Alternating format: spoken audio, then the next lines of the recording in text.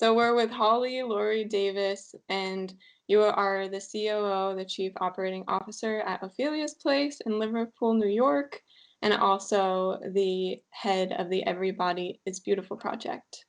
So thanks for joining me with the ArtHouse virtual talk. Yeah, thank you for inviting And us. I'm very excited to dive into a little talk about conscious media making and also about eating disorders and the recovery process. First, I'd love to hear a little bit from you about your background with Ophelia's Place, how you got involved, what makes it unique, and how is it an example for future treatment centers and also body positive movements. For folks who want to know, like, what's the difference between Ophelia's Place and the Everybody's Beautiful project? Ophelia's Place is the nonprofit, and the Everybody's Beautiful project is more of a community call to action. And so that's where we house our digital course, our new giving circle, and all of our sort of like social media activism lives there. As you said, we're based in Liverpool, New York, but most of our work takes place sort of virtually, digitally.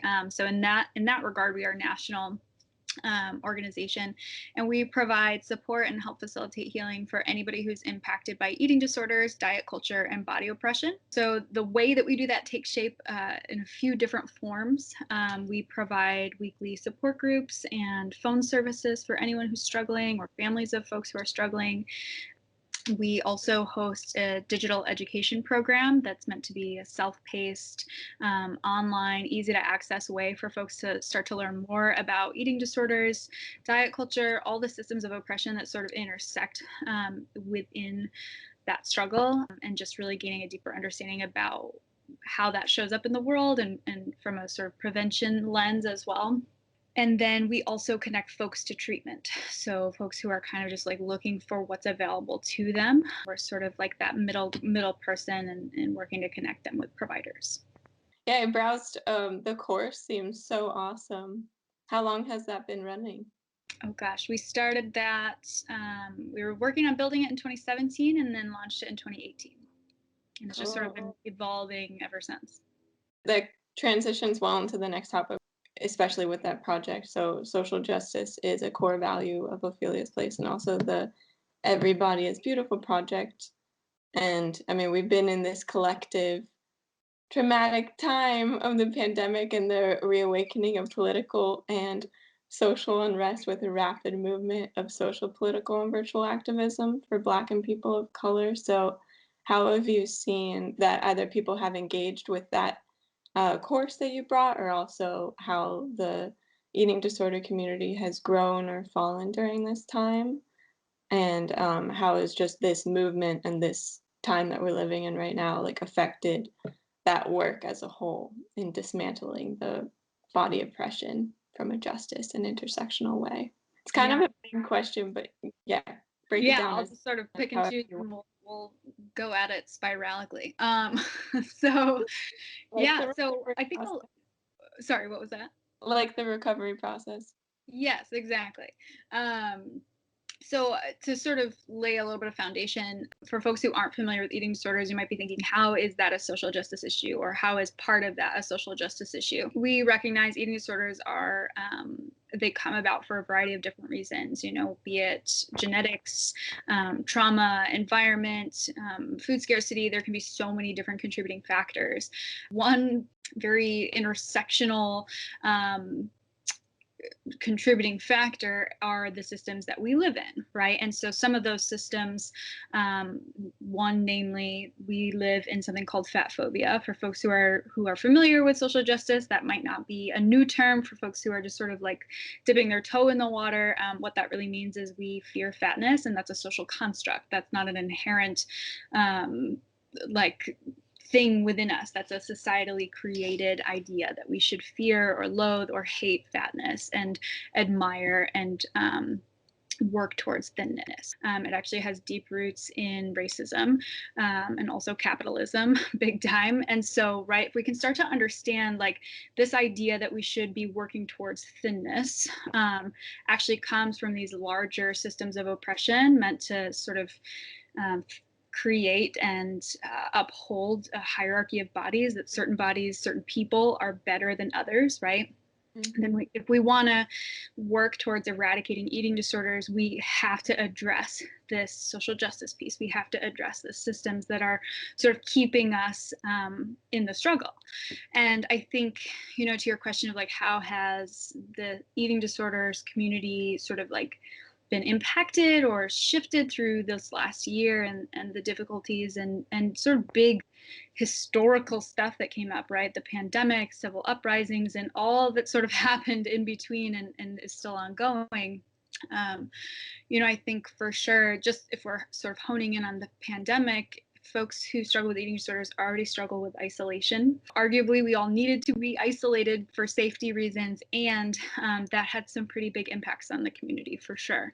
Folks who weren't necessarily even struggling with an eating disorder before, all of a sudden, might have started noticing new symptoms, things that they weren't even familiar with. For folks who are already struggling, we've seen them having to work really hard to stay plugged into services and sustainable, more helpful coping mechanisms, and reaching back out for support.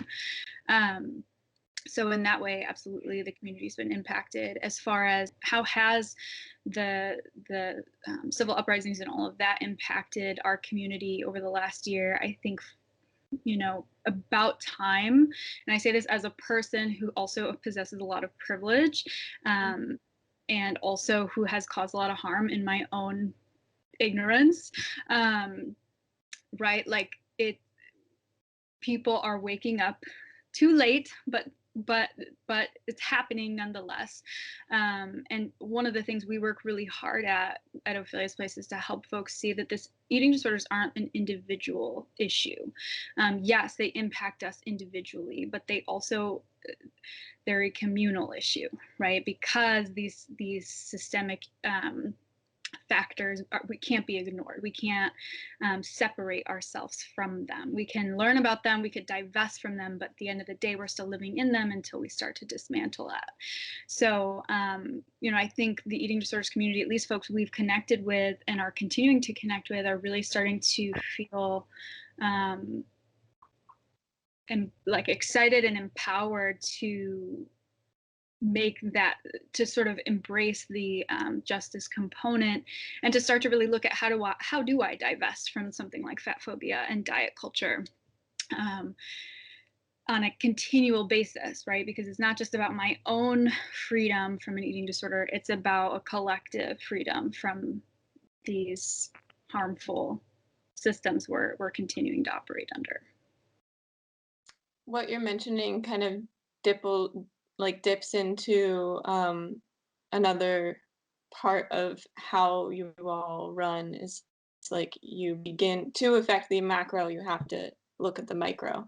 Mm-hmm. So just saying back what you said so that I understand it.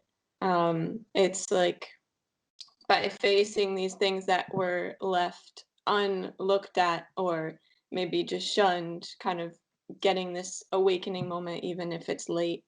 We are beginning that micro process and seeing the effects of it on a macro level, because it's like it's happening very macro right now. How have your programs and the things that you have been doing with your programs, and also if you want to chime in about like you individually, how has that been changing and influenced by everything that you just said? Yeah, that's a great question. That's something we're actually working really hard at right now. Arguably when we first launched the course, again, back in like 2017, 2018, there definitely was more of a focus on sort of the individual journey, even though community is something that's always been more important to us, right? Again, taking full ownership here. We live in a very individualistic culture. And so, right, it's very sort of, it's the norm to approach it from, well, if the individual can make this change, then we'll affect change in the community and for the collective. And I don't think that's necessarily false. But what we're really trying to do is shift towards that more collective lens from the start, and helping folks be like, by engaging in this work, yes, it's going to benefit you, but it's going to benefit the whole. And then that will impact you, right? Especially for folks who also, like myself, possess many privileges. And so what we're really trying to do is infuse more experts with marginalized identities into our program via interviews, via new books that we're adding, and also really looking to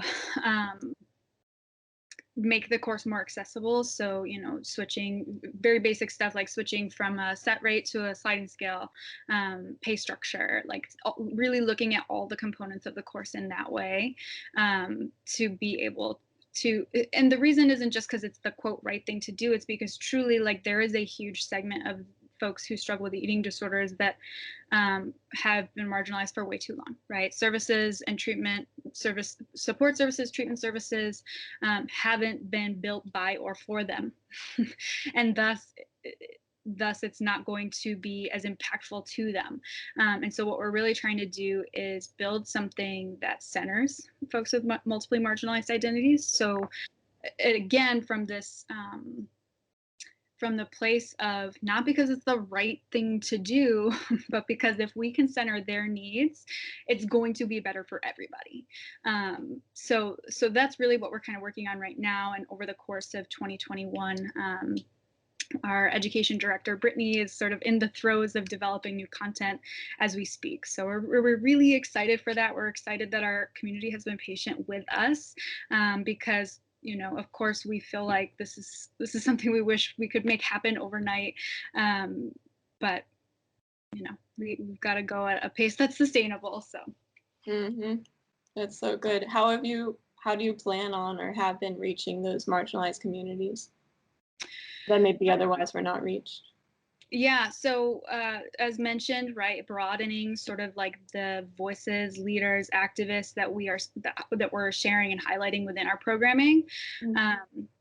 Also, one of the things we're looking at that hasn't been made public yet, and again, we're working like infrastructure wise to make happen right now, but with regards to our support services, instead of just offering weekly support groups, setting up support groups that are specifically geared towards folks who identify as fat, so that feels like a safer space for them to come into community and not feel as much stigma, or just be with people who understand their lived experience. And same thing for the BIPOC community, really being able to like be in a safe space with others who understand their experience, and they don't, feel like they have to sort of come in with their guards up.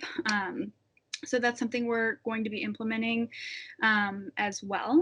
I'm trying to come back to your question. But I think that's what's coming to mind first. I don't know if you want to repeat the question for me, but Yeah, I think that hits it home pretty well, especially since you're still in development mode with a lot of these things.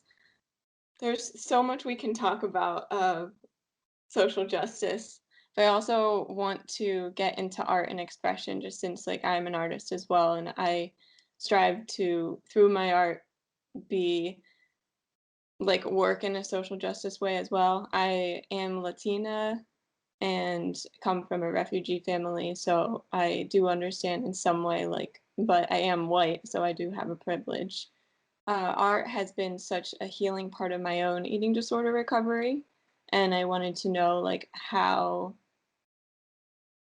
can recovered and recovering artists create video, music, art, whatever it is, about their mental health or eating disorder experience without triggering those who are struggling. yeah. Again, great questions. I think to answer your first one first, I think something we talk about a lot at Ophelia's Place is unfortunately, we can never 100% guarantee safety for everybody, because the reality is everybody comes to the table with different experiences, different traumas, different triggers. There are, of course, very sort of quote basic things we can do to be safe. Avoiding using, in the eating disorders world, is avoiding using numbers around weight or calories, or sizes, and just sort of taking numbers out of the conversation altogether. Not making eating disorders about how much your body has changed. That might be, not even necessarily, might be a symptom, a visible sign that one is struggling. But when we stay focused on that one, again, we're kind of focused on this external surface level thing, right? Which often bodies, sizes can be very triggering for folks. And so really shifting away from the focus on, weight or how the body has changed through recovery, or just even one's eating disorder, and shifting more into like what's going on internally. And again, I think one of the sort of basic things is, even when talking about that internal experience, I think sometimes we get wrapped up in how that manifests externally. So like, how do we behave? How do we cope? So when we're sharing about our experiences, sometimes it's easy to get focused on the behaviors, our eating disorder behaviors. Those can also be really triggering.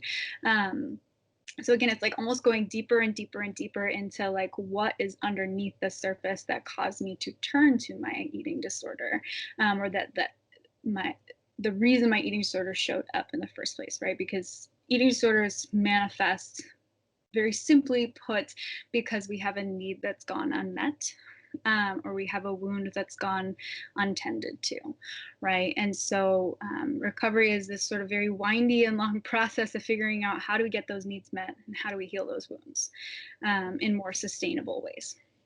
And so again, I think from the art perspective, I think it's about showcasing those sort of very deep parts of ourselves, rather than staying at that surface level of the numbers or the behaviors or the external stuff. How can the art still reflect? I mean, I guess recovery is a social justice move by choosing to not take on these terms or not be affected by the system anymore and being like your own hero. So how can art reflect that more? Yeah, and I think art is arguably a really powerful tool for digging more deeply into these sort of like often unconscious parts of ourselves, and really trying to bring out and articulate, even in a sort of nonverbal way, like what's going on within us, right? And oftentimes what's going on within us is a byproduct, at least in part, from the environment we've been in, right? The experiences we've had. And so if you are, and even if you're not somebody with marginalized identities, but especially if you are, those experiences are going to be shaped by the culture we live in. And so all of that is going to be internalized in some capacity, right? And so being able to use art, I think, to again, like, even gain information about what's going on within us, but also to start to tend to those parts of us that are feeling othered, ostracized, oppressed, hurt, wounded by this world we live in. I think it can be a really healing tool. And again, coming back to this idea that there's something oftentimes very like unspoken and unconscious that is, I don't want to say it's driving our eating disorders, but it's part of that experience, right? And I think art can be a really helpful way to gain clarity around that, when we don't have the words for it. Mm. Yes, and it's so unique to each individual's experience, but still, like, that uniqueness can probably similar to Yeah. across the line. Well, and I think too, the last thing I'll say here is, and I hope this isn't like too basic or too obvious, but Bring it on. again, coming back to this idea that like eating disorders are a coping mechanism. Art can be a really, really beautiful way of coping, right?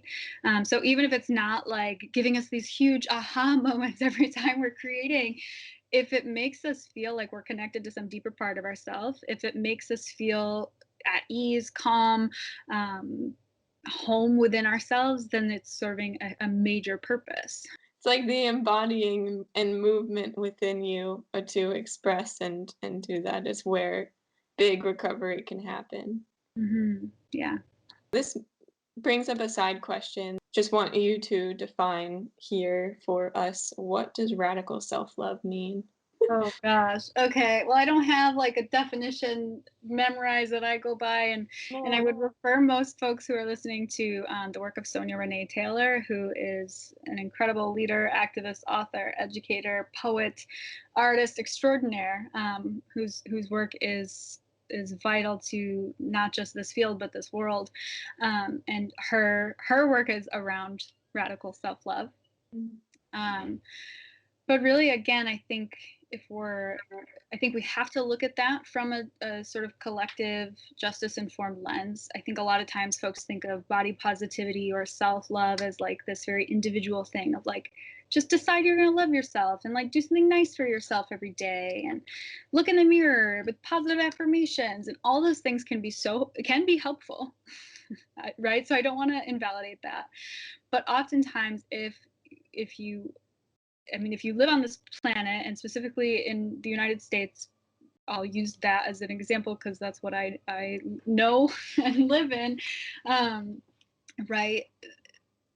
Again, we don't operate in a vacuum, so we can consciously, logically choose to say out loud, like, just love yourself. And it might not feel real, because the reality is that when we enter the world, if we don't feel like we belong, if we don't feel like we're safe to just live in our bodies, then it's going to feel really hard to navigate to radical self-love. So radical self-love, I think, has to, again, start with like digging really, really, really deeply into ourselves to tend to those wounded parts, to figure out like, where did those wounds come from? And again, looking, yes, at like our individual experiences, but also how those experiences connect to these larger systems of oppression. And then choosing, as an act of radical self-love, to divest from those systems. And so I feel like that's not the most clear-cut version, but again, I think it's about choosing to heal and choosing our own well-being over these sort of fleeting or often like sort of surface level ways of being, if that makes sense. Thank you for sharing that. With a context that the media has perpetuated eating disorders, how do art, media, and expression play into recovery, and in your work with filling the spiral web of recovery? Media can be a villain and also a helper in some way. Yeah, I do think you're right. I think it can play both roles. It's just a matter of like, how is it used, right? I mean, if we look at most media to date, I don't know the exact dates, but I know it was a few years ago. There was some work, a study done around the media that we see in the United States, and then also looking at like the actual representation of bodies. This was specifically looking at women's experiences and bodies. And 67 to 69% of women's bodies in the United States are considered, quote, plus size. And their bodies are showed in the media less than 2% of the time. So that's a huge discrepancy right there, right? What does that mean? It means that what we're seeing in the media is not a representation of reality. And when our bodies might not fit what we're seeing in the media, what we're internalizing is, well, my body must be wrong, right? There must be something wrong with me. And then the next moment we see a commercial that sells us on some kind of pill, program, etc., to change our bodies, right? To, quote, fix that issue. And so in many ways, right, they're selling us this false ideal and then a solution to a problem that doesn't actually exist. And so, right, we're kind of on this hamster wheel.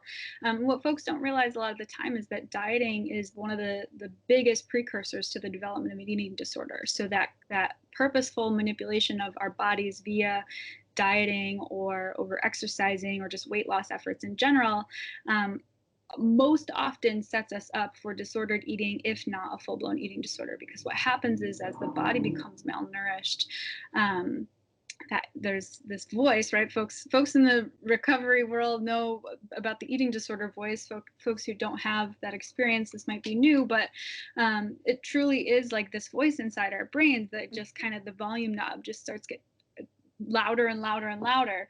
And it's very much like an inner critic voice, but it's focused around weight and food and calories and all of those things. And and because, I mean, I don't want to get too into the science here, but like when the brain is malnourished, the reason that happens is because our hormones are literally impacted. So we're not producing serotonin and dopamine the same level we would otherwise, which is what's sort of loudening that eating disorder voice. And so what happens is we've been sold this false ideal. We've been sold a solution to the problem. That solution is dieting, right? And then we start doing that, we become malnourished, and then that eating disorder, brain, voice, etc., sort of becomes more prominent, and thus we find ourselves in this struggle. And so, to your question, you know, how do we? I'm sorry, I'm like spiraling all out again. The spirally is so relevant and good. Yes, thanks for bearing with me through that. But yeah, so again, the media can play a really negative role in recovery, and not even in just recovery, but in setting us up to be experiencing our eating disorders and thus even seek recovery in the first place. But what we've also seen is the media can play a really positive role, right? And so being able to sort of curate and very intentionally choose what kind of media we're consuming. And I'm thinking mostly of social media and other platforms that allow us to follow activists, leaders, thinkers, authors in the sort of not even just the eating disorder world, but like the fat positivity world, the health at every size movement, and really learning from these educators and starting to also intentionally choose to fill our feeds with diverse bodies. And a very sort of simple way of thinking about that is like that's exposure therapy. The more we're exposed to something, the more normal it becomes, the more sort of natural it feels, right? But the reality is yes, that's happening. And we are, again, it's not just about our own individual experience. This is an act of creating collective change. So if everybody starts to intentionally seek out that diversity, again, from the perspective of not just ticking a box and doing the quote right thing, but because truly we want to see all bodies be represented, then again, that's where that sort of positive role comes in. But it is a very intentional shift that we have to make, because often, like in the mass media, we're presented with one very sort of limited idea of what bodies look like.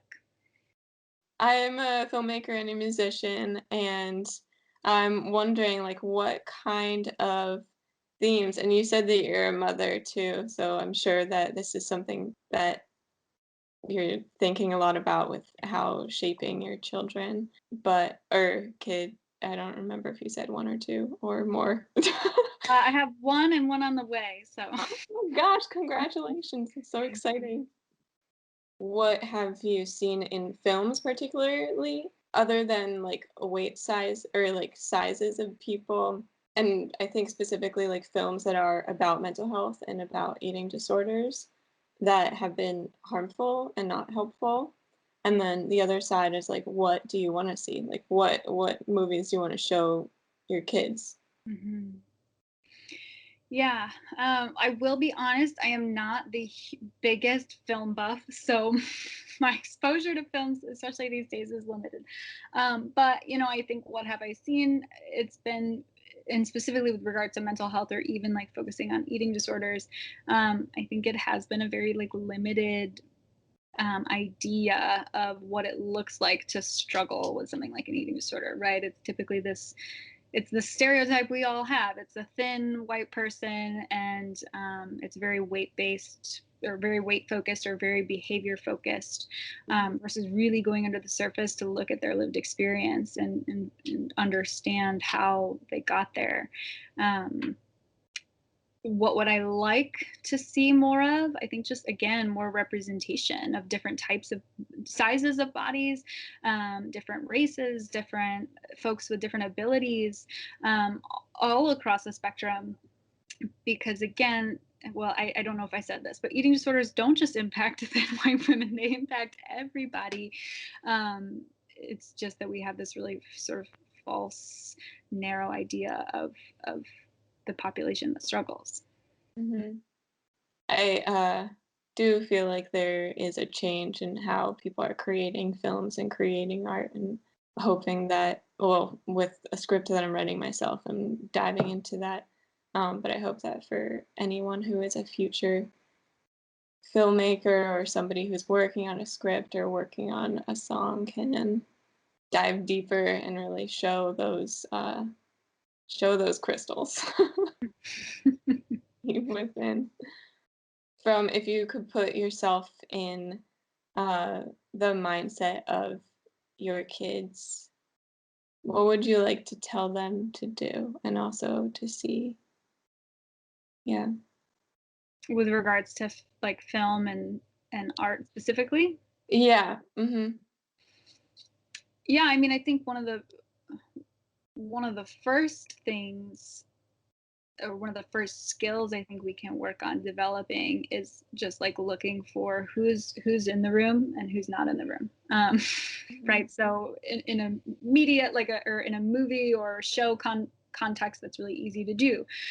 We can start looking at, like, what sizes of people were cast for this, what races of people were cast for this, and also like what roles were they put in. Was it very stereotypical roles, or were they given more like lead parts? And right, we can look at all of like those different sort of varying identities, and then ask, so who was not here and why not? And I think that's one of the, again, it's a very basic skill, but it's critical. And it's, I mean, if we look at media today, I think a lot of the time it's really easy to see that like that skill isn't being utilized to the extent that it could, unfortunately. So yeah, I think it's just starting like there at the at a very basic level, and really asking, like, why not? Why isn't there more representation?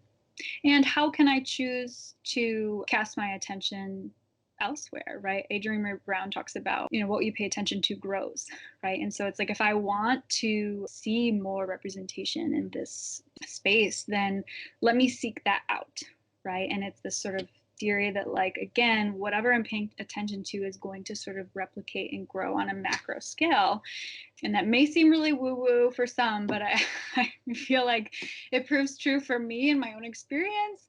And if Adrienne Maree Brown said it, then it's got to be true. So I don't know. Would you consider partnering with people who are artists who want to create content, whatever the medium, about the recovery process and body positivity? Yeah, I mean, we're always open to collaboration. I think for us, it always just depends on, like, what does that relationship look like, and how does that manifest. One of the, I mentioned sustainability earlier. That's something we always have to be mindful of as a nonprofit, is just like our resources and kind of where we're spending our time and energy. But absolutely, we're always open to hearing new ideas and collaborating with the community. Cool. And for people to do that, they can just reach on the same platform that you mentioned before. Yes. Yep. Cool. Closing time. Mm. So, how can people who are currently struggling reach out? Links, and are there scholarships involved for participating? Yeah, so for folks who are struggling, or think you might be struggling, or maybe you know somebody who might be, you can call us Monday through Friday our numbers at opheliasplace.org, which is our website. You can call us anytime, and we will be here to support you free of charge. Share as much information as we can, as much resources as we can. As far as scholarships, we don't charge for our services. We do connect to clinical treatment providers, and they have their own, charges that they apply. The majority of the providers we work with work really hard at working with insurance companies, trying to make services as accessible as possible from a price standpoint. Sometimes scholarships can absolutely be asked for and applied for. Our digital course, again, we recently switched to a sliding scale pay what you can structure to make that as accessible as possible for folks. So all that's on our website at opheliasplace.org. You can also follow us at the Everybody is Beautiful project. You can get involved at ebibproject.org as well. Awesome. Thank you so much. Thank That's you. It's a pleasure. yeah, I didn't know that It was free, or I guess I did because I experienced it myself, but I just totally forgot about that. Yeah. Great. Are your groups also free? Yes, yes. I knew I was forgetting to say something. Yep. Our groups are free. You don't have to sign up in advance. You can just go on the website to get the info and then drop in. Everything's virtual right now. So the links are all right there. Awesome. Cool. Thank you so much. Thank you. Is there anything else that you would like us to hold space for you to bring into this interview? No, I think of course, my like shameless plug. I think we are really, really excited about all the the digital course in general, but all the changes that are in the works for that as well. The new content we're developing. For folks who are thinking, I want to get involved, I want to know what I can do. I loved everything I heard today and I want to know more. The digital course is a really great place to start, and it's self-paced, but you're also connected to other folks who are equally as passionate about doing this work. So I hope folks will join us there. Thank you. You're welcome. ArtHouse.